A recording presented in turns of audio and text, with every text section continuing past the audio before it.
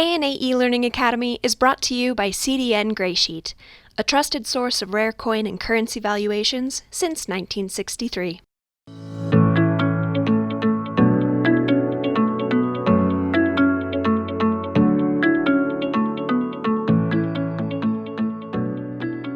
Happy National Coin Week, everybody. And thanks for joining us here at the ANA's eLearning Academy. My name's Andy Dickus, and this is the fourth in a series of presentations that we're celebrating National Coin Week with around the theme Money Big and Bold. I'd like to thank the Graysheet for being a sponsor for our program, of our eLearning program, and a partner. Today, I think we're in for a real treat. I've certainly been looking forward to it. Dr. Loren Gatch is a professor of political science at the University of Central Oklahoma, and he's also a board member for the Society of Paper Money Collectors. He'll be presenting on a big, bold move in U.S. monetary and numismatic history, the Federal Reserve Act of 1913. So you all will be muted during this presentation. So if you have specific questions for Dr. Gatch, please post them in the Q&A feature on Zoom. And as some of you are already aware, or already chatting away, if you've just got general banter, want to kind of discuss notes that you might have or anything like that, use the chat feature for that. So without further ado, I'm going to pass it off to Dr. Gatch. Okay, thank you very much. This is Loren? Yes. Loren, do you want to go into slideshow mode again? Oh, I'm sorry, I wasn't in. Okay, there we go. There we go. All right. Wonderful. Well, thank you for inviting me, and this is such fun. I hope this is kind of what you expect. I wasn't quite sure again how to pitch this to people because it could be too basic. I'm not sure what kind of an audience I have here. It could also maybe be tedious for people who are not all that interested in monetary policy, central banking, and stuff like that. But what I wanted to do was give the audience a kind of overview of how it is that the money that we have in our pockets got to be the way it is, and particularly what it looked like prior to the creation of the Federal Reserve and what happened after the Federal Reserve was established in 1913. I'm not implying that there was some kind of magical transformation overnight, but there is the founding of the Fed is a significant milestone in the way in which we manage our money, the way in which we think about our money. The protocols for monetary management, all this stuff begins to change after 1913. And what I want to do in this presentation is give you kind of a lay of the land of how things developed, particularly in the late 19th century and into the early 20th century. Okay, so I'm going to walk through a number of things really quickly. I want to talk about central banking in a general sense, why the United States took such a long time to get one, how the idea and the practice of central banking has changed over time. And then I want to zoom in a little bit and talk about what money was in people's pockets. And I want to use the example. This is a bit hypothetical because I really don't know what the guy had in his pocket, but I thought the example of my own grandfather on my father's side, John Newton Gatch, in 1913 was a young man about to go off to World War I. And I've asked myself, what kind of money would this guy have in his pocket? Okay, so that will be an opportunity to talk about kind of the basic varieties of currency that existed at the time, where they came from, what they represented, what their significance was. Then I want to zoom out a little bit and talk back up historically and talk about the money politics of the 19th century, including the Battle of the Standards in 1896. Following upon that, the Panic of 1907, and then the sequence of events that lead to the creation of the Federal Reserve. Federal Reserve, of course, inaugurates a new form of money, the Federal Reserve note. And I want to end the discussion by talking a little bit about exactly in what way that there was continuity with that new form of currency and what was different about it compared to other variants. Okay, so what do central banks do? This is a very generic description. Basically, they're responsible for managing and running the monetary system. They have certain prudential roles in supervising banks. That's sort of the core, their traditional activity.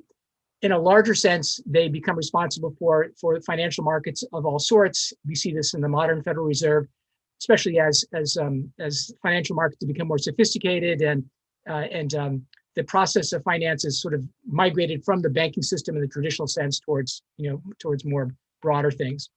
And finally, we looked at central banks to be responsible for how the control of money affects the real economy, like employment, output, the price level. These are the sort of the things that we expect a modern central bank to do. Now they vary. The European Central Bank has got a different sort of set of mandates than we do, than the Federal Reserve. But basically, I think central banks all around the world, in a sense, sort of have a pretty common conception of what they're about and what their responsibilities are. Now, you're aware that the United States doesn't create a central bank of its own until 1913. I mean, we did have the Bank of the United States, but that sort of went down in controversy in the early 19th century. We are later than other countries, and why is this? Well, fundamentally, I think it's really a kind of core value embedded in American political culture. We have a fear of centralized power, both in the sense of politics, very specifically in monetary and financial questions. And you see again and again throughout American history episodes that really sort of underscore how this is sort of an instinctual sort of reaction on the part of Americans when there is financial concentration and the prospect of great financial power. People get antsy about it, right? Bank of the United States, the possibility that our monetary system was being hijacked in the crime of 1873, Arsène Pujol's money trust investigations of the early 20th century, all the way up to Occupy Wall Street. I think there's a certain continuity there that reflects our basic fear of centralized monetary and financial power. And finally, in a more general sense, we're also concerned with economic power. We have an antitrust tradition in this country, which is in some ways very distinctly different than what you find in Europe. So we're fearful of centralized power, but at the same time, we have a certain kind of ambivalence about the prospect of using political power in order to counteract and maybe control other forms of power. And that, I think, is sort of the central tension that exists in American economic history. Is we have this fear of power, but at the same time, we're not sure if we want to use the power of government in order to put to challenge those other kinds of power. So that's basically the kind of framework in which I think about American financial and economic history. Now, going back to central banking, there's two ways of thinking about it. And I'm just going to do this very generally. There's sort of the 19th century version and the one that we have today. In the 19th century, central banks, preeminently the Bank of England, had a very different understanding of what central banking was all about than we do in the present day. Back then, of course, we were on the gold standard, we were on metallic monetary standards, and the prime responsibility of a central bank was to defend that standard and to keep currency values at par with a certain amount of metal. It was also responsible, the 19th century central bank, for managing short-term credit conditions, and it did so via a mechanism, a tool that we still have in the present day, but is not as important, and that's the discount rate, the buying and selling of short-term financial assets in order to control the amount of credit available. Thirdly, and most, I think, sort of importantly, a central bank of the 19th century was responsible for serving as a lender of last resort. When panic hit, you wanted to have some financial institution that could step in and provide all the liquidity that was necessary to cover, immediate short-term needs in order to stop panics from becoming, self-fulfilling prophecies, bank runs, being the classic example of that. Now, the 20th century version of that comes into being probably by about the mid-third to the mid-20th century. And here, there is some continuity, but also some difference. We are no longer on a metallic monetary standard. We're entirely sort of have fiduciary money. And so the notion of what central banks are about is somewhat more subtle than just sort of defending currency parities. Instead, it's worried more about liquidity in a larger sense and how financial assets that are less liquid get made into more liquid and become more secure, sort of safe assets. We also look to the central banks to deal with with interest rates along the entire term structure, not just short-term rates, but also even long-term rates, and even into very long-term rates is what the Federal Reserve has been kind of doing now in recent years. Finally, we look to central banks to influence the real economy in a way that was not a central banking responsibility in the 19th century. inflation, promoting full output and employment. These are sort of typical things that we look to in a central bank, which was not the case in the 19th century. Now, the 19th century, from an American point of view, there are basic sort of what I call orthodoxies, or things that people took for granted and considered, respectable ideas. First and foremost, the belief in the gold standard. We wanted to, or at least to have a metallic standard. After all, we were technically bimetallist, thanks to Alexander Hamilton. We were bimetallist up until the late 19th century, when we began fighting a big political conflict over that. Okay, so, but the idea that currency should be based upon, or that our financial system should be based on metal was pretty much a piece of received wisdom in the 19th century. Not only that, but people thought about money in a very different way than kind of the other forms of circulating media. So metallic money, paper currency, and even checkable deposits were seen as different things in a way that we don't necessarily think about now. In particular, there was a sort of an insistence upon treating currency as not really money, but it was something else. It was it performed the functions of money, but in some ways it was merely representational of the gold and the silver that people thought really was at the core of the monetary system. In particular, governments that issued paper currency without any kind of backing, what we now call fiat currency, that was seen as a very troubling, if not an actually illegitimate thing. And of course, we fight about this in the 19th century. We have, this goes before the Supreme Court, and it's not until the late 19th century that we even get a ruling that recognizes this stuff as being constitutional in the first place. Fourthly, a kind of orthodoxy of 19th century American finance was a commitment to something called the real bills doctrine. This was the idea that if you managed the credit system correctly, it would be a kind of self-regulating thing. And in particular, you wanted to accommodate, as a central bank or as a financial institution, you wanted to accommodate the kind of short-term credit that was issued for sort of productive or real purposes, not speculation, not land banks, not government debt. That was all somewhat more dodgy of a prospect. The kind of the ideal was, as long as banks were discounting short-term credit that reflected real economic activity, you couldn't go wrong. You couldn't overissue. There would be no inflation, and basically the system would be self-regulating. This was a sort of core and a very sort of stubborn idea in the 19th century. Now, for America, I mean, we were a kind of we were a developing country. We weren't at the center of international finance, and indeed the Bank of England was the model for us. This was the institution that we looked to, not just as an ideal, but we looked to in order to save us sometimes, because we definitely were on the periphery of international monetary relations up until World War I. Okay, oops. Did I just skip something? Hold on a second. Yes, all right. So those are the orthodoxies. Now, what I want to do is zoom in very quickly and talk about currency that existed in the time. This handsome devil is my grandfather. Born in 1893, and so at the time that the Federal Reserve was founded, he would have been about 20 or 21. He's in his uniform. He's about ready to be shipped off to France, where he meets my grandmother, and they have a very romantic wedding and so forth. A very, very touching love story. In any event, I imagine what's in Second Lieutenant John N. Gatch's wallet. And I'm going to talk very briefly about three different kinds of currency that I think were most likely to be there. I'm going to ignore some of the other ones that people might have heard of, things like gold certificates, clearinghouse certificates of 1907, fractional currency, stuff like that. I'm going to put the kind of esoteric stuff aside and say there are three different things that this guy could have had in his wallet. His wallet would have been bigger too, because currency was still larger than it is now. He would have had legal tender notes. He would have had national bank notes, or he would have had silver certificates. I want to walk through very quickly what each one of those things meant in turn. Okay, legal tender notes, also known as U.S. notes, are the sort of the oldest example of a federally issued currency.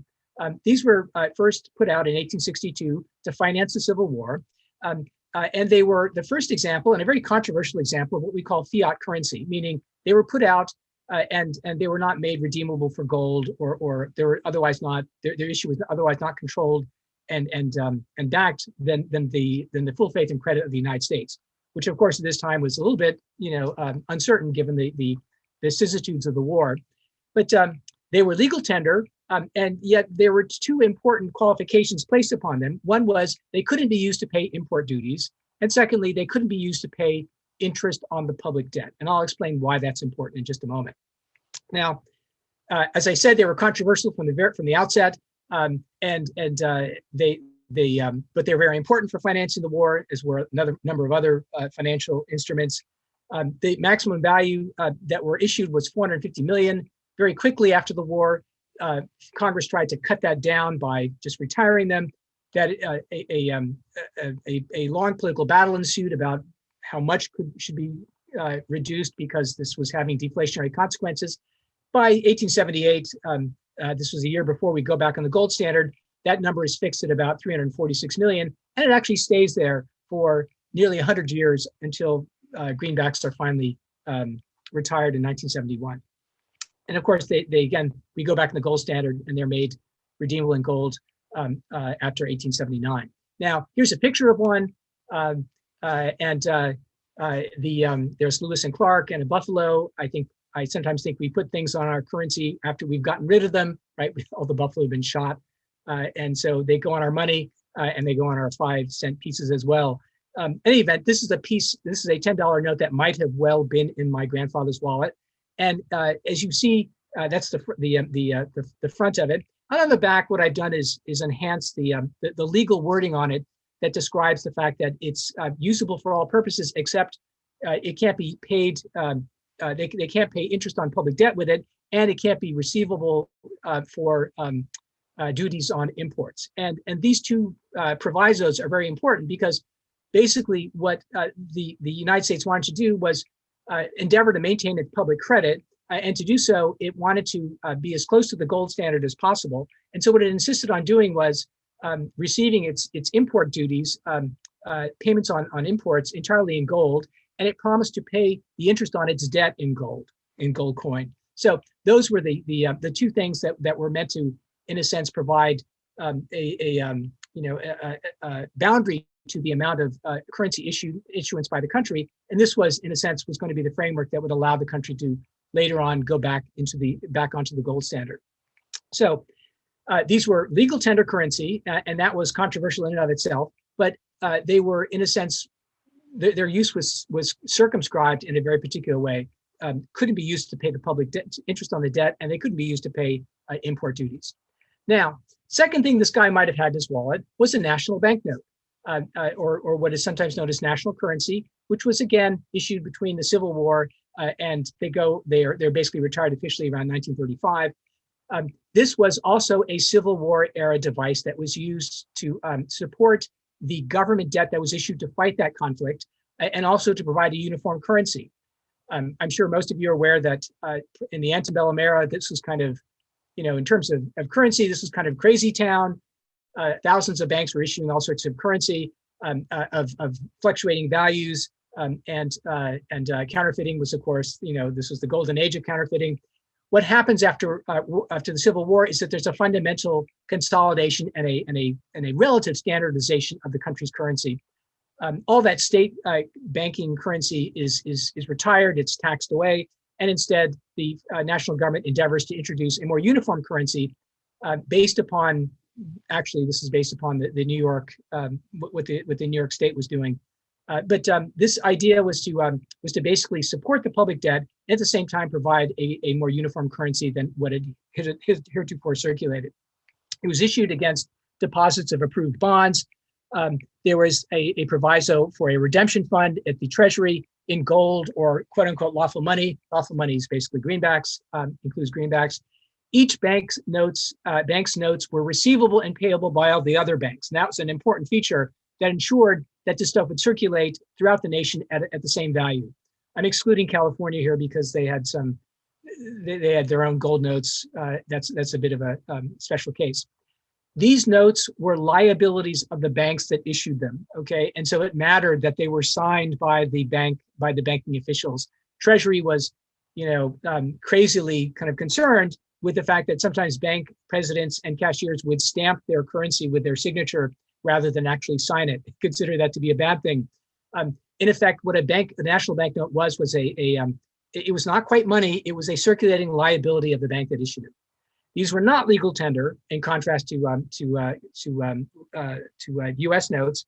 They could not be used for import duties, and they couldn't be used to pay interest on the public debt, like the previous example. Now, unlike greenbacks, there wasn't a big political fight about this kind of money. There was a chronic kind of complaint about the way in which they circulated, namely, the supply of them was claimed to be inelastic. Okay, and we'll get back to exactly what that means in the context of discussing 19th century finance. Here's an example of a national banknote, again, with Starbuck, Minnesota, and then from the reverse, you see the legalese there that describes under the conditions that it could be used. Okay, again, excluding interest on public debt and being used to pay import duties. Okay, thirdly, what could have been in John and Gatch's wallet? There could have been a silver certificate. Again, something that is indeed in circulation to this day, I suppose. Once in a while you find one. Silver certificates were themselves a much more political and much more sort of contentious form of currency. The first issue was pursuant to the Bland-Allison Act of 1878. This, of course, is where all those beautiful silver dollars that are currently being slabbed and certified by third-party graders come from. So the Bland-Allison Act of 1878 is the beginnings of the issue of silver certificates, and these are, in contrast to national banknotes, these are intensely political and controversial things. Okay, they gain full legal tender status after 1882. They can be used as lawful reserves for national banks. They are, in a sense, backed by the silver dollars that are held in the U.S. Treasury. But I really think this is kind of a kind of nostalgic misconception of what actually a silver certificate was. They weren't really backed by silver dollars. They were, in a sense, representations of silver dollars. These things were coined because the silver miners were able to get the U.S. Treasury to buy supplies of silver. The dollars were coined. They were stored in the U.S. Treasury. Nobody wanted these things. They were too heavy. Las Vegas slots hadn't been invented yet, and so no one really wanted to hold currency like this. Instead, they were much happier having the paper representations. So silver certificates were issued and circulated, and yet they were simply the corresponding. They were backed one by one, or at least they corresponded one by one to the silver dollars that were held by the U.S. Treasury. Now, in contrast to the first two things, these were receivable for all taxes, including customs. I call this a very mischievous currency because by 1890, a new version of the silver certificate called Treasury Notes of 1890 figured in one of the more kind of acute financial crises of the late 19th century, and that was the Panic of 1893 and the near miss that the United States came to leaving the gold standard. And I'll talk a little bit more about why that's important in terms of the appearance of currency. Okay, so third is the silver certificate. There's a picture of one, and again with the relevant wording on the back. Now, let's zoom out a little bit and talk in more general terms about the 19th century financial system. As I said, the national banks were created to, in a sense, finance the Civil War or help with the financing of the Civil War, issue a uniform currency. National banks had currency privileges. State banks did not have currency privileges. They couldn't issue their own money. This was taxed away. So a big change from the antebellum era. Now, national banks had size restrictions. They had certain regulatory restrictions. They couldn't be be smaller than a certain amount, and they couldn't lend on land. There were certain sort of prudential restrictions on them. This had the effect of encouraging the expansion of state banking systems, even though the state banks couldn't issue currency. What they could do was provide checkable deposits to their customers, and indeed, that's the great sort of financial innovation of the 19th century, is the move away from currency and the shift towards the use of checks. There was no branch banking in the United States, and this is also very important because, in a sense, it encouraged a kind of hierarchical pooling of reserves from country banks to regional reserve banks to central reserve banks in a way that began to become very controversial by the end of the 19th century.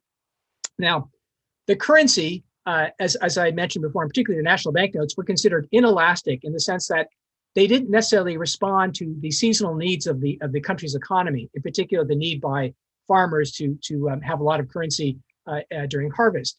So this was a chronic complaint about the currency, that it was being pumped out there, and not necessarily in response to the needs of, when not available to when it was necessary.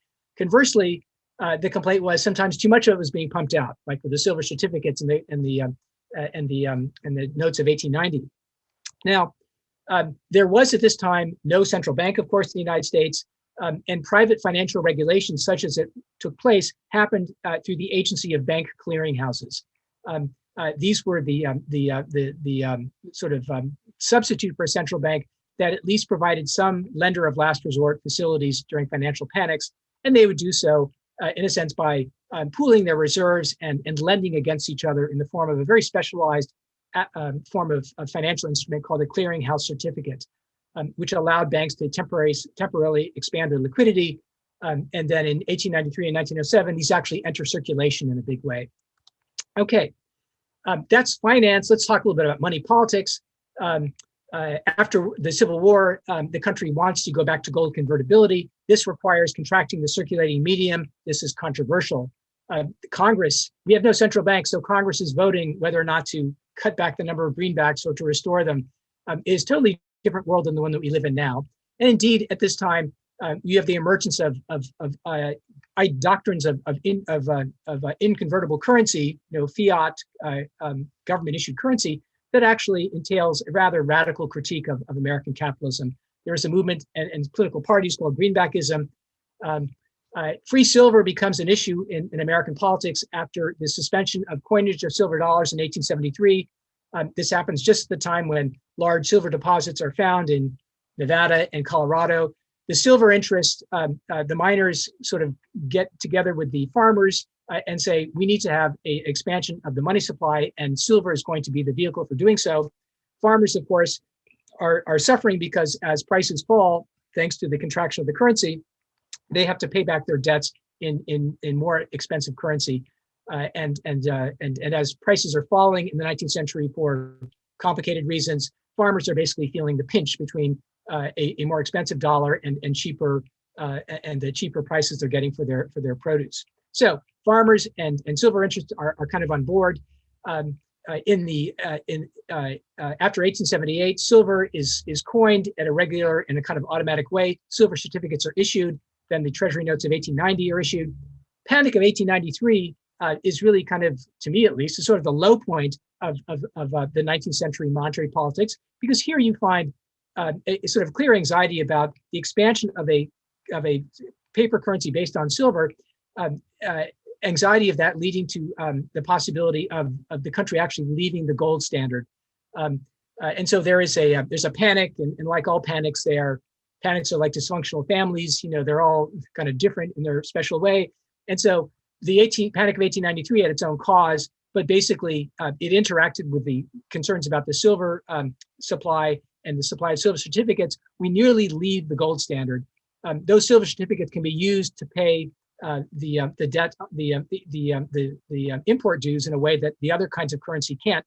That's what makes it extremely sort of controversial and a very volatile element in the country's currency makeup. The ignominious result of this is that we have to rely upon J.P. Morgan to bail us out. Morgan arranges a big borrowing of gold from Europe, and this basically saves our commitment to the gold standard.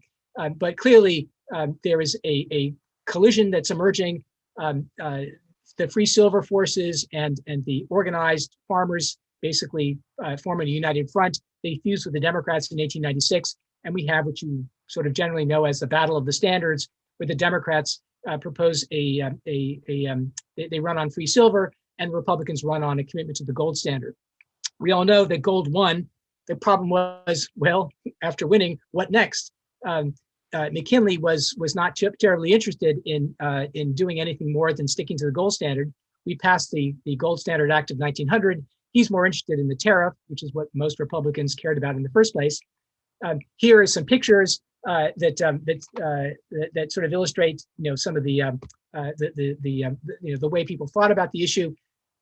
As a result of the decline of the gold reserve, there was a fear that panic was going to lead to the destruction of American trade as our gold leaked out to Europe, thanks to the substitute of gold with silver certificates.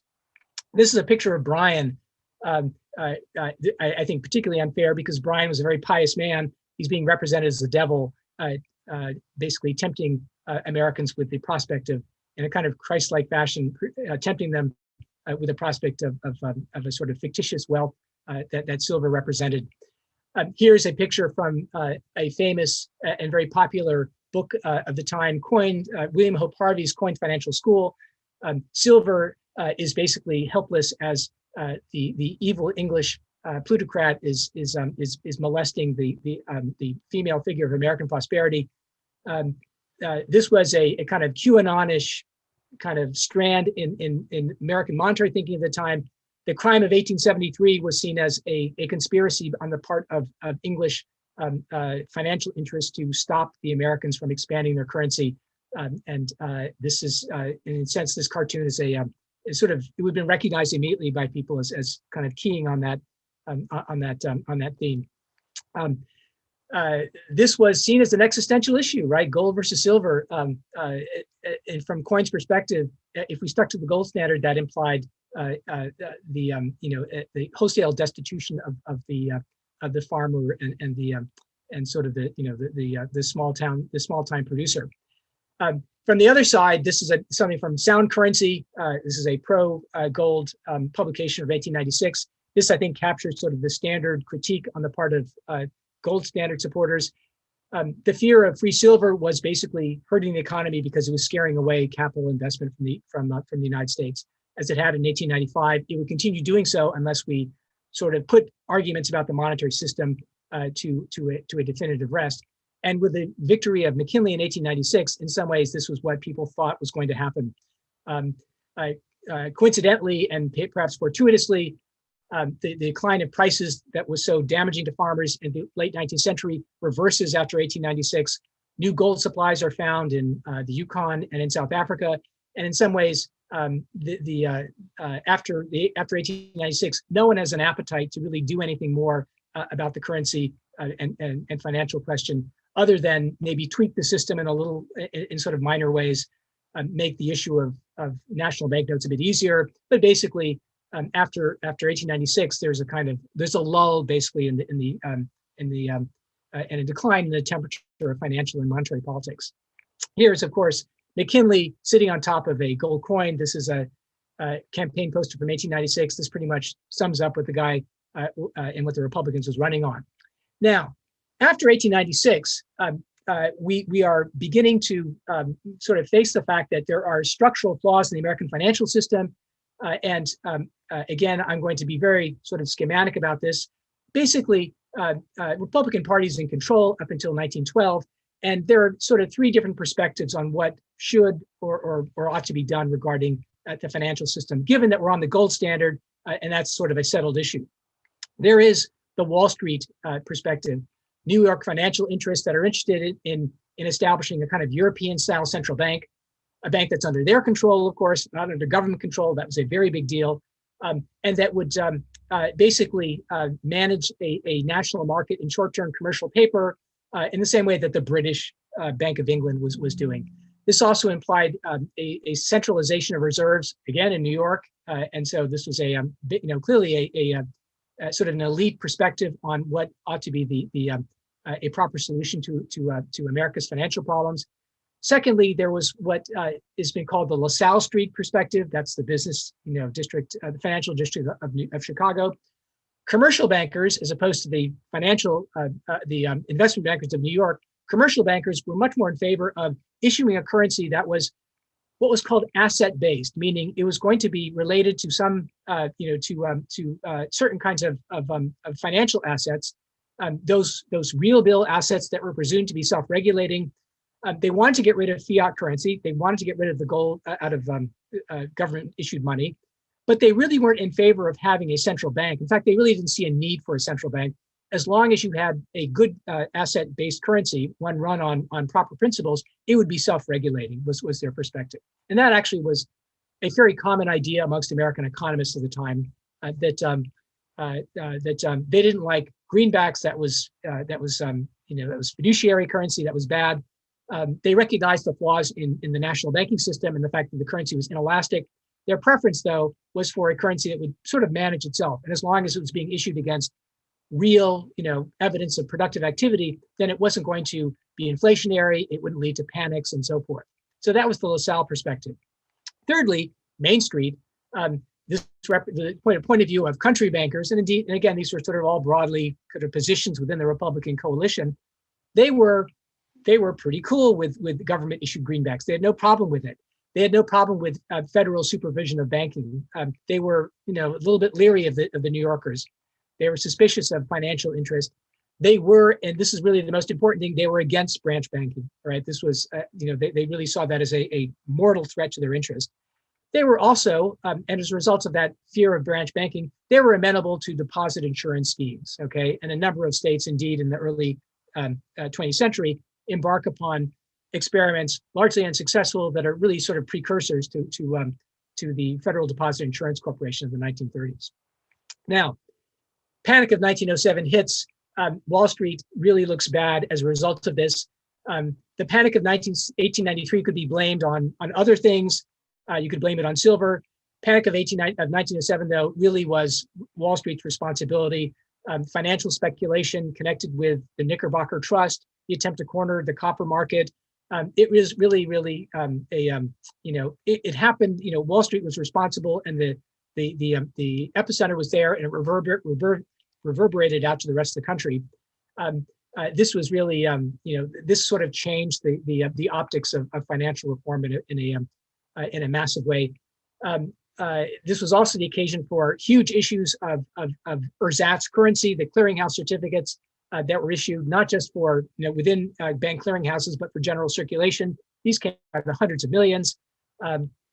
It became apparent that there were major flaws in the structure of financial governance, particularly the inability of existing commercial and investment banks to deal with trust companies. This was a new sort of financial institution that operated on easier terms, and they didn't get along with the commercial banks, particularly in the New York clearinghouse. So there was basically the elites couldn't get their stuff together in order to deal with a crisis that they should have been able to deal with. There was a leadership failure, rounds of mutual recrimination. As in 1893, J.P. Morgan comes and saves the day in a sense, but Wall Street really doesn't look good as a result of this. And there's a lot of what I would call virtue signaling that comes from the interior of the country. A lot of people are looking at Wall Street and saying, you guys are, we told you so, we can't trust you. And this gives a new stimulus to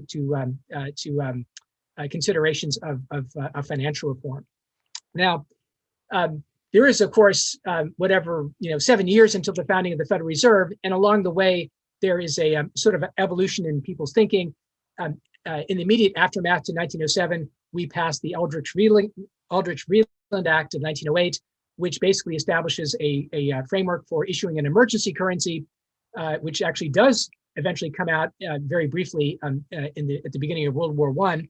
The Aldrich-Vreeland Act provides for an emergency currency, plus it provides for the establishment of a national monetary commission, which issues some massive reports that are now classics of financial history, and are just wonderful to look at and are still consulted to this day.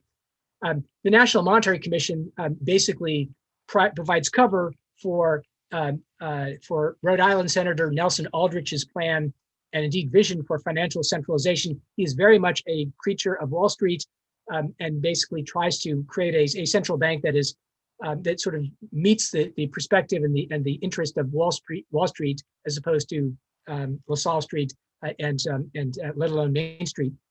By 1910, Aldrich is trying to pull together financial experts, including Paul Warburg, who's an important provides sort of really the defender of the European style of central bank. They all meet in Jekyll Island, Georgia, in 1910. and basically they craft a proposal which could have become law if it hadn't been for the fact that in 1912, Woodrow Wilson and the Democrats win all branches of the national government. And basically what happens is that a Federal Reserve is created. It's based upon the old plan, but it's Carter Glass, and it's not Nelson Aldrich that gets the credit. This is but basically the plan that gets created by 1913 is in a large respects what is a realization of Nelson Aldrich's vision. Now, the founding of the Federal Reserve creates a new kind of currency, and let's zoom back in a little bit and talk about what actually Federal Reserve notes were. They were different from any kind of currency that had been created under national auspices in the past, that is, since the Civil War. They were issued in sort of good real bills fashion. They were issued against approved assets, like approved short-term financial instruments that were hypothecated with the Federal Reserve System, and in turn, in exchange for which the Federal Reserve System would issue currency to member banks. So this was how you got the new currency into circulation. It wasn't backed by bonds in the same way that the national banknotes were. It wasn't just sort of issued on the full faith and credit of the United States, the way greenbacks were, and they certainly weren't issued against the coin that had been that was turned out by the mint, and which was stored in the treasury because no one really wanted the coin, and they were happier with the silver dollars. So the new currency is the Federal Reserve note. It's an obligation of the United States, and that was kind of insisted upon by William Jennings Bryan, who basically had to be sort of brought into and made a sort of a stakeholder in this thing. So it was made an obligation of the United States. It was not a legal tender, and it wouldn't be a legal tender until 1935, when we begin to sort of standardize fundamentally the different kinds of currency that is out there. Federal Reserve notes are receivable for all taxes and public dues. So they are kind of like greenbacks in that sense, like legal tender notes.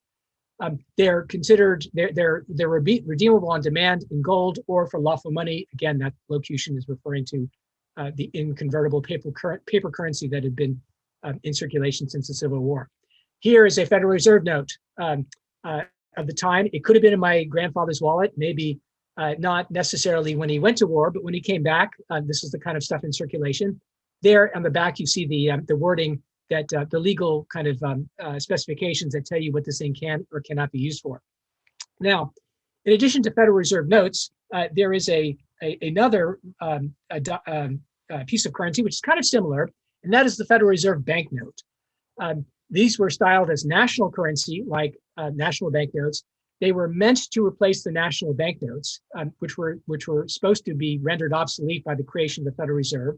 They were obligations of the individual Federal Reserve banks and not of the entire system. Like national banknotes, they were backed by approved bonds, but in this case by government bonds and not by in the style of the national banknotes. They could not be used for import duties. They couldn't be used to pay interest on the public debt. And in that respect, they were like their predecessors, the legal tender notes and the national banknotes. These were supposed to be a transitional currency. They end up actually serving purposes that people didn't anticipate. The Pittman Act, which involved the melting down of a lot of silver dollars and their use and the provision of that silver to Britain. That Pittman Act entailed the reissue of Federal Reserve banknotes to replace the silver certificates that had to be retired. Later on, in the banking crisis of 1933, the federal authorities use the old this old Federal Reserve banknote and the law that was still on the books as an opportunity to rapidly expand the currency in a way that obviated the necessity for banks in 1933 to issue clearinghouse certificates in the way that they had done in 1907 and 1893. So this Federal Reserve banknote had a kind of life after its intended use, but it was sort of episodic, and then they're retired by 1935, and then basically by 1945, the things are no longer in circulation. So those are, and there's a picture of a piece of national currency. You notice it kind of looks like a national banknote. It foregrounds the information about the issuing bank, and then the vignette is to the side and not at the center. And that's really typical of the bank issued currency. Okay, just sort of in way of conclusion, what did it mean to have this currency in my grandfather's pocket? Probably nothing much. I mean, it was still good for the ordinary use, ordinary transactions, and it doesn't matter much from the perspective of the monetary system itself. At least not at first. Okay, national banknotes are still in circulation. Silver certificates, of course, are there, and of course they do remain there up, well into the 1960s. My grandfather dies in 1967, and I'm sure he could have, there probably were silver certificates around even then. But of course, by then, the idea that they were backed by silver was just it was a fiction, and people were busy redeeming them for silver because the price of silver was going up to the point where even silver certificates could, there was an arbitrage opportunity there. So silver certificates were around, national banknotes were around at first. U.S. notes were there and still remained there until 1971. The big significance, I think, of the founding of the Federal Reserve is that it creates a new framework that implies the standardization of our money. And after 1935, when we go off the gold standard, we make all of our currency a legal tender, and there's no longer these sort of weird but nonetheless important distinctions between national banknotes and legal tender notes. Some things can be used. Some things were legal tender. Some things were not. Some things could be used to pay interest on the public debt and could be paid import duties, and some couldn't. Right? Those sort of minor distinctions, which wouldn't have made a lot of difference to the person on the street, who was just wanting to spend their money. Those distinctions were important conceptually from the point of view of where this money came from and what political purposes it first served.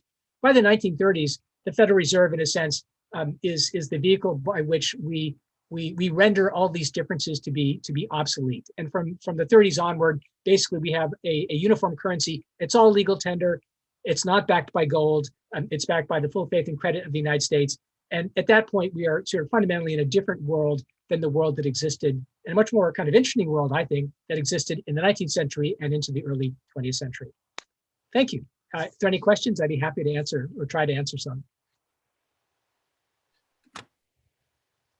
All right, everyone. Thank you, Loren. Yeah, let's go through some questions.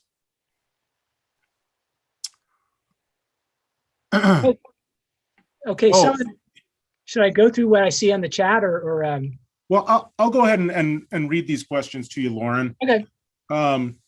First of all, somebody asked, and I was just doing some research on this. Is the Martha Washington silver certificate the only currency with a woman on it? I know that the answer is Martha Washington and Pocahontas. Now, where's Pocahontas on currency? I forget which note. Does anybody out on chat world want to come up with the note? But I'm fairly certain that I recently read that Martha Washington and Pocahontas are the only actual historical women that are featured on paper money. I mean, there are a lot of allegorical women. There's and you see that like on the educational notes. And I would say, by the way, that while silver certificates got a bad rap, they really were I call them a mischievous currency. They were the absolute most beautiful things that we've ever produced. And that's really that's not a very controversial statement. I think most people just sort of, they just sort of look at what happened. And I'd like to say that there's something I think kind of similar. I mean, that's kind of the golden age of American coins too, right? The walking, half dollar and the quarter, the Standing Liberty quarter. There is, and of course the St. Gaudens stuff. I mean, there is a certain artistic aesthetic sensibility there that is common to both coins and banknotes. So, and you just see that in the stuff that what they put on silver certificates in particular. It really sort of, just makes your jaw drop. Now, Martha Washington was on a silver certificate. I don't know about anybody else of a self-identified female. Clearly there are a lot of allegorical representations, but I believe that she's going to be the first, and of course Harriet Tubman may be the second then. Now, Eric Carroll asked about the discount rate. Discount rate we still have that, of course. We just still have the discount window. It's not an important thing, but it's still part of the Fed's sort of set of policy tools. Discount rate means the rate of interest that the central bank charges to banks that come to it and say, I've got a financial asset that's going to mature within a certain date, and I want to get ready money in exchange for it, so I can use that money to like pay off a depositor. So I've got a portfolio of assets, thinking of a bank with assets and liabilities, and the assets consist of the loans that it's made, and some of these loans are they can be hypothecated. They can be basically sold to the Federal Reserve at a price that is less than the face value, and that the difference in the price represents the interest that is going to be charged to the bank in exchange for the ability to get ready money that can be used to meet the demands of depositors or whatever other purposes the bank needs currency for. So that's basically the discount rate function. And this was in the late 19th and early 20th centuries, the prime way by which central banks, not just the Federal Reserve, but the Bank of England was called the bank rate. But this was the basic way in which the tool that the central banks used in order to put liquidity into the banking system. Okay. Now this is in distinction to what we call open market operations, which is basically what the Fed began to do. Fed realized this in about 1924. The 10th report of the Federal Reserve System basically said, "Hey, wow, we've got this other way of doing it," and this becomes they hesitate about it, and they don't really perform very credibly in the 1930s. But basically, they come around to the idea that Federal Reserve's primary policy tool is going to be its ability to engage in open market operations, buying and selling securities, and not necessarily discounting securities as they're presented. Discount window is important in 2007. Actually, that actually comes back in a big way. But there's a sort of a simpler and more effective way of conducting monetary policy nowadays than there was in the late 19th century. Now, banknotes were not legal tender. Well, they could be used. I mean, people would accept them. I mean, as long as the federal government would accept them, it didn't necessarily mean that they were undesirable from the point of view of individual transactors. Legal tender wasn't the thing that necessarily made something attractive to use or tolerable to use. The fact that the federal government would receive things for, would pay them out and take them in, that was good enough, for most things. And so that was the fact that something was legal tender was technically important, but for the average person, really didn't really make much of a difference. The fact that something was legal tender or not legal tender, it really had to do, at the margin when it was important for, for protecting the gold supply, particularly with silver certificates. That's when the legal tender designation really becomes important, at least as a historical matter. National banknotes, they're still legal tender. Oh yeah, you'd be mad to spend them. I mean, they can be worth a lot of money. But yes, everything is legal tender except for some $10,000 gold certificates that once flew out a window. Of course, $20 silver double eagles are not legal tender, right? They've been demonetized. Like there are some things. Oh, I think also what are they called? Trade dollars are also demonetized. Like they have no official value, but everything else, yeah, you could use it. You'd just be crazy to, but you could use it. Yes, a U.S. note is the same thing as a greenback. That's kind of sloppy language, but yeah, a U.S. note is what we is the sort of official designation for what originally is called a greenback. Although greenbacks were, they were issued under slightly different circumstances at the very beginning during the Civil War. Federal Reserve and the U.S. Treasury are different. Federal Reserve is a different entity. Originally, it was partly the hybrid public-private nature of it was more important. Nowadays, of course, it's basically a federal institution.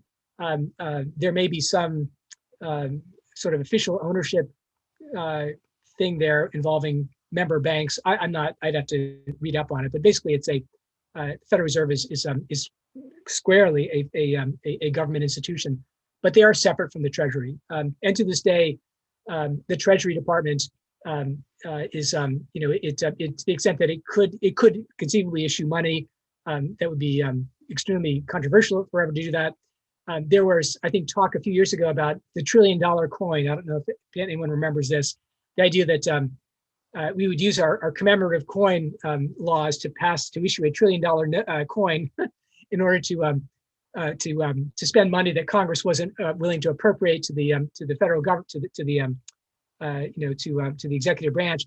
That would have been the U.S. Treasury, who would have taken the $1 trillion coin and spent money on that basis, not the Federal Reserve. Who's receiving payment on the national debt? Well, anyone who owned the debt. Any investor who owned the debt. The value of that debt depended mightily on the fact that the federal government was paying gold coin. And in fact, it was controversial that, again, silver certificates were controversial insofar as federal government didn't dare pay silver certificates to somebody in exchange for the debt. That would have been tantamount to repudiating the debt. I mean, from the point of view of 19th century investors. So paying interest on the national debt was done with gold. And it was the Treasury that was paying that, because it was the debt was, of course, an obligation of the U.S. government, and the Treasury was the agency that was responsible for paying the debt, which it is now, of course. My favorite note, golly, I kind of like the one with the battleship. I didn't show that one, but I like small things, like the construction of the use of technology and the appearance of technology on currency. The fact that there's that little car on the parked outside the Treasury, I like that kind of stuff, and so I'm sort of nostalgic for the ones that depict things that are no longer there, in terms of whether boats or ships or things like that. My grandfather, would he have been appalled by Federal Reserve notes? I wish I knew that. He was a lawyer, and so I suppose lawyers probably have a more forgiving attitude about as long as you meet the formalities of the law, you're probably happy with whatever currency exists. I think that I'm not sure what he would have done. He probably would have been happy using anything. We probably can't go back to the gold standard, Jeff. We don't have the kind of economy to do so anymore. I think it would be, in fact, I think in some ways it's unnecessary, because what we really wanted out of a gold standard was a trustworthy way of limiting the supply of currency. And in a sense, what we have managed to do with modern central banks is we've created institutions that gain sufficient trust that I think that we're tolerating the idea that there is as a mass of the circulating medium is fundamentally, it's fiat, it's not convertible into anything, it's based upon trust in the institutions. We take it because everyone else takes it, it's a collective hallucination, and I think we're perfectly happy doing that. I don't know if we could go back to the gold standard. I think that if we did, it would presuppose a really radical breakdown in the trust that we place in an institution like the Federal Reserve. And if we're at the point of going back to the gold standard, man, we have got a lot of other problems, I think, far more than that. Are we going to go to a cashless economy? Is that what Jim Hawkins is asking? Yeah, we might, get there. We might have central bank digital currency. The Federal Reserve is not a first mover on this. I think they're kind of waiting to see how it plays out. They'll wait to see what China does. They'll maybe wait to see what the European Union does. I think it's Bermuda that actually is, or the Bahamas, some Caribbean place that is actually moving in that direction. We would move away from paper currency because people wanted to move away from it. I'm mindful of these arguments about privacy and currency, but fundamentally, if people don't want to use paper money, then it's going to go by the wayside, in the same way that people don't send letters by stamps anymore. So I think paper money will always be there, in the same way that bicycles are there. Even though we drive cars, there's always going to be a need for paper money. But I think that we will probably transition away from it, and if we do, it won't be. It will be a kind of a natural development, and not something that I think people will experience as being a terrible thing.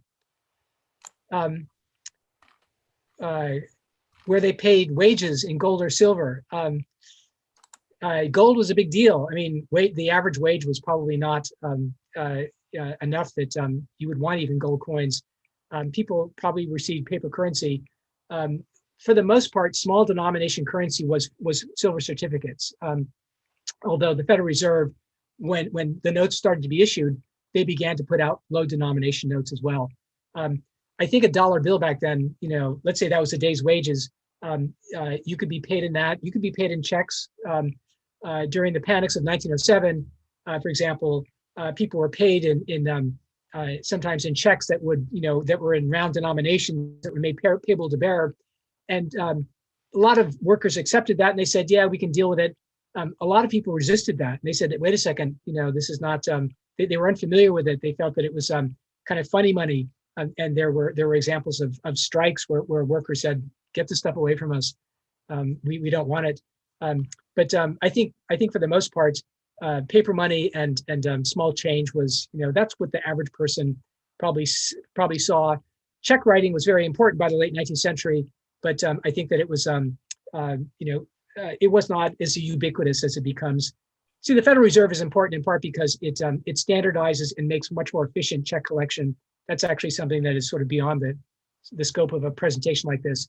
But as that happens, and as it becomes cheap, as you can collect checks at par, and it doesn't cost anything, you don't have to pay revenue stamps to do this. Then checks explode, and people are willing to write checks for very small amounts, and that becomes that changes the payment habits of average Americans. Would any French take those $3 notes? I don't know about that. It's funny that you asked that, because I've been thinking about cigar coupons of all things. And I have a story about how American doughboys in the 19th century were able to use United cigar coupons in France, and people thought they were American money. So people got away with passing that stuff off. I don't know, was the world as international as people think it is now? I kind of doubt it. I think people might have looked at American money and said, what is this?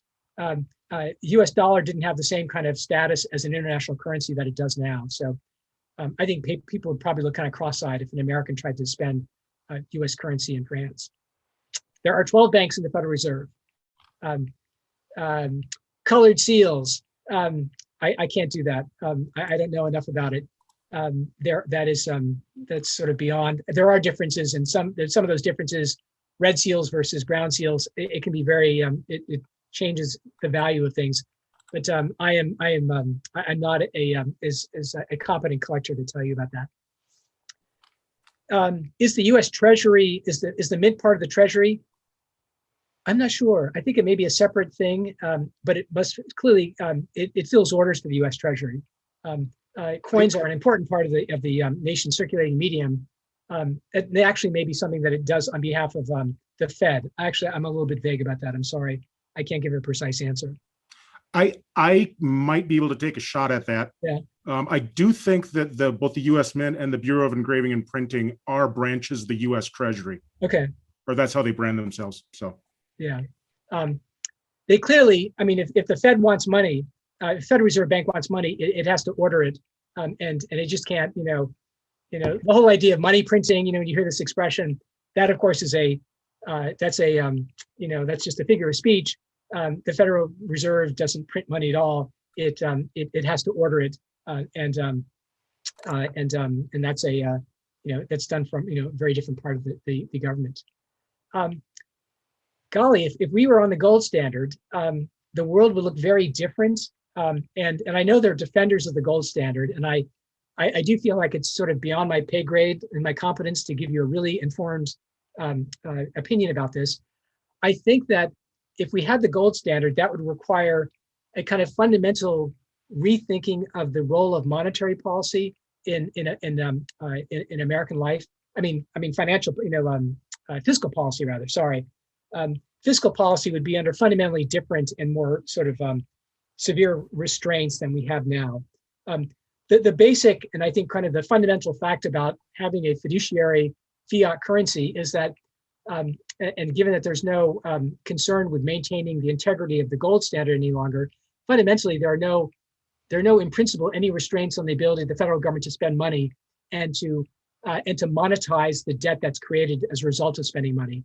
And I don't mean to say that in an ominous way, like we're going to go out and hyperinflate tomorrow. But basically, we live in a fiduciary world, in a world where, because there's no gold standard, because there's no belief that money has to be redeemable in anything else, there is a fundamental freedom that I think is given to political authorities to make spending decisions and to have fiscal priorities that would have been impossible if we had a gold standard. So, I mean, it's huge hypothetical. I'm not saying the world would be better or worse, but I think it would be extremely different if we had we probably couldn't have a welfare state in the kind of generic modern sense that we understand that. Yeah, I didn't discuss gold certificates. They were used hand to hand, but I kind of consider them conceptually not important, in the sense that they were really only redeemable. They just represented gold coin on deposit in the Treasury. And in the late 19th century, the Treasury said, we want to have a minimum deposit of 100 million in gold coin in order to back the greenbacks. Remember, there's 346 million of those in circulation. And then anything above and beyond that, the 100 million that was on deposit in gold, they would issue, they would take that gold deposit and issue gold certificates. And so those were basically representations of gold. And you could sort of one for one take them to the Treasury and get the gold back. There was no fractional reserve. This is nothing crazy like that at all. But they probably might have circulated amongst ordinary people. And I honestly, I was a little bit ambivalent about including that in the list of things that could have been in my grandfather's wallet.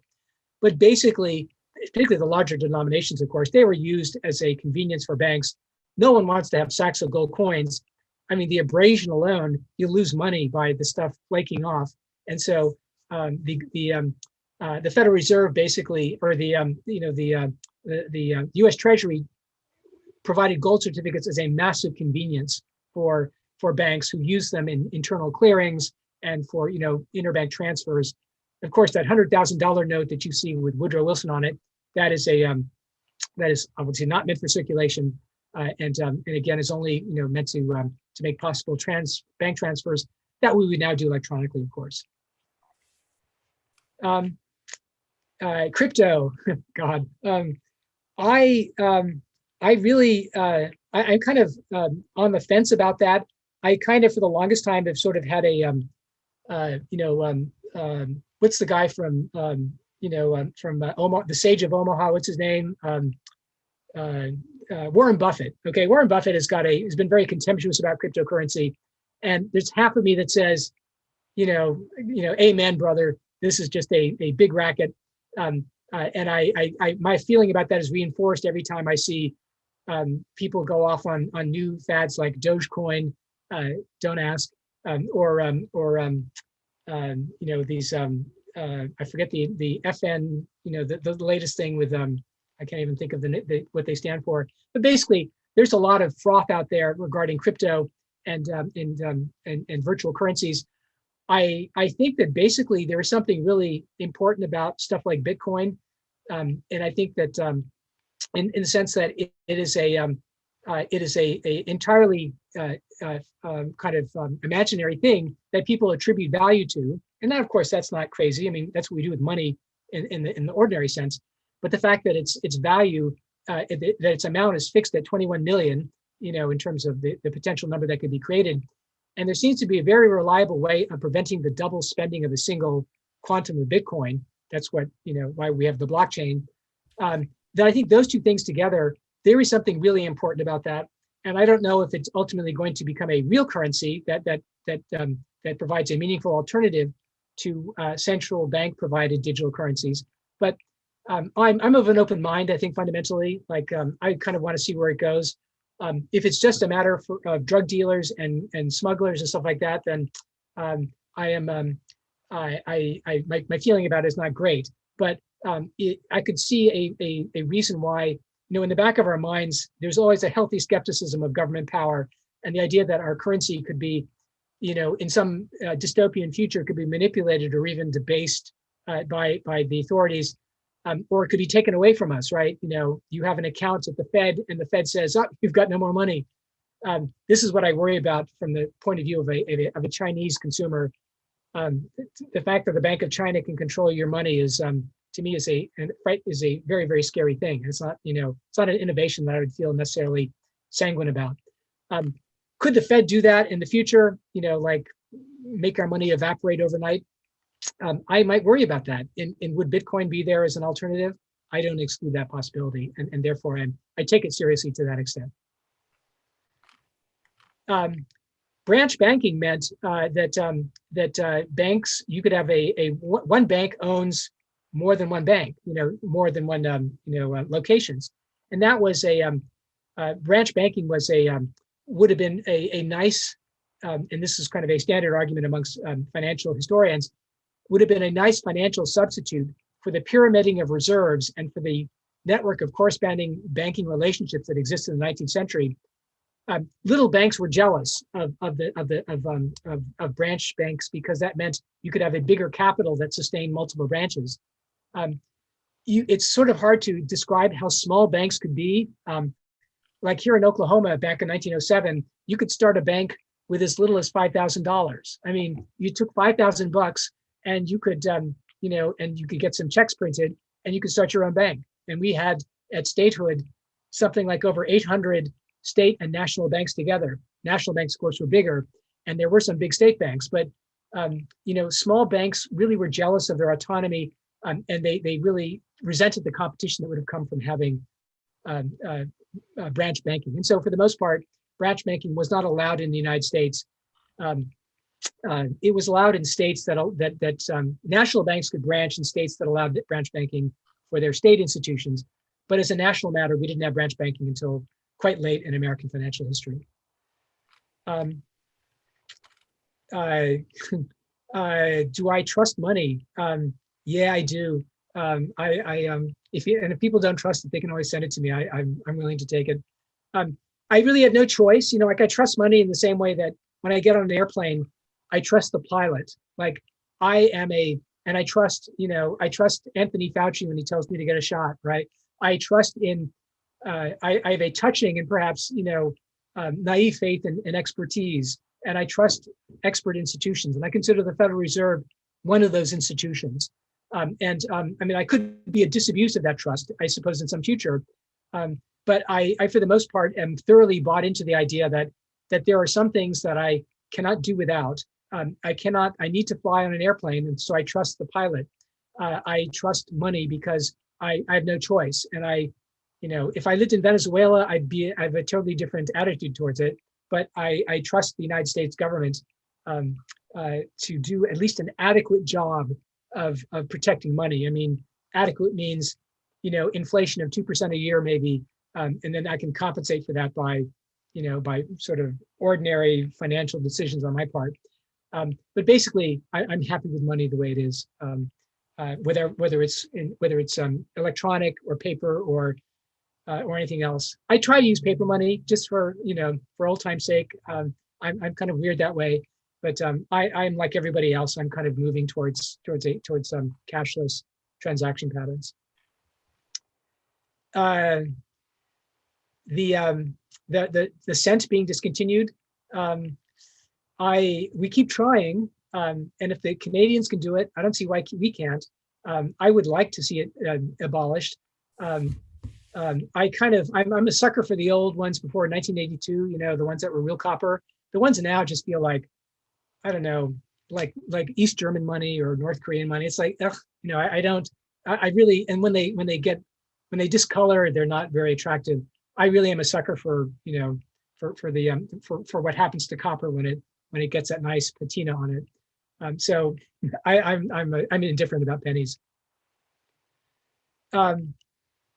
Trade dollars were restored to legal tender status. I did not know that. Why would they do that? That's weird. There's no reason why they couldn't have been restored. I mean, the silver was larger. The amount of silver was larger, and a lot of them were melted down as a result. But that's so funny. I wonder why. I don't know the circumstances of that.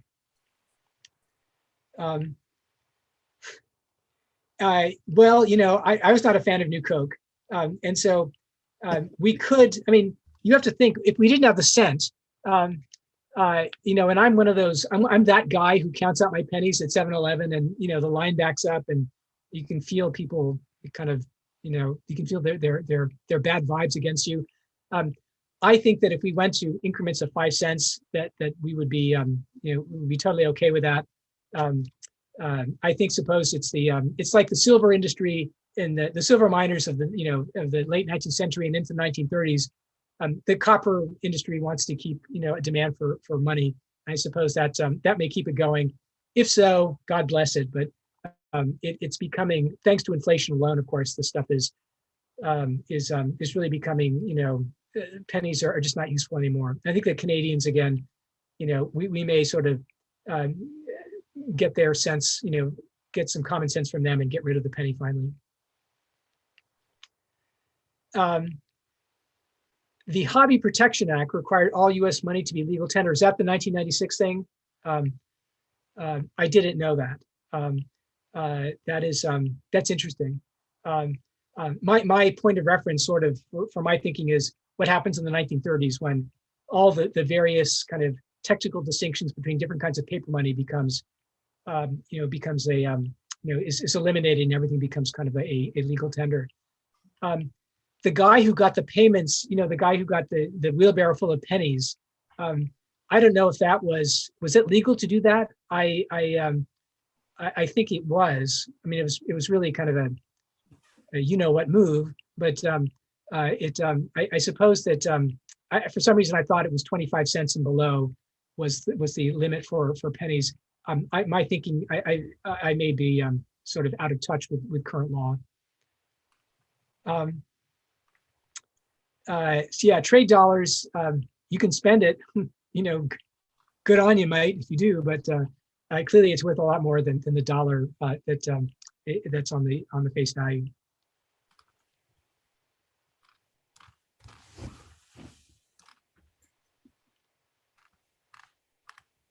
No, any other questions? I can try. I can do my best at answering anything. I think Loren, you've done way too much already. Okay. And we appreciate your incredibly informative presentation. I know I learned a lot. Thanks everyone for joining us today. Okay. Yes, the Federal Reserve Act of 1913. We all know a lot more now. So, Okay. Thank you, Loren, for again a great presentation, and thank you again to Graysheet for sponsoring our eLearning Academy. We're going to be doing a couple more presentations here during National Coin Week, so join us for those. Also, I feel the need to plug our National Coin Week membership promotion for a gold membership with digital access to our magazine, The Numismatist, and a variety of other benefits. That is only $5 through Saturday. So please join our association and be a part of the ANA. Again, thank you to Dr. Gatch, and we will see you hopefully tomorrow. Okay, bye-bye.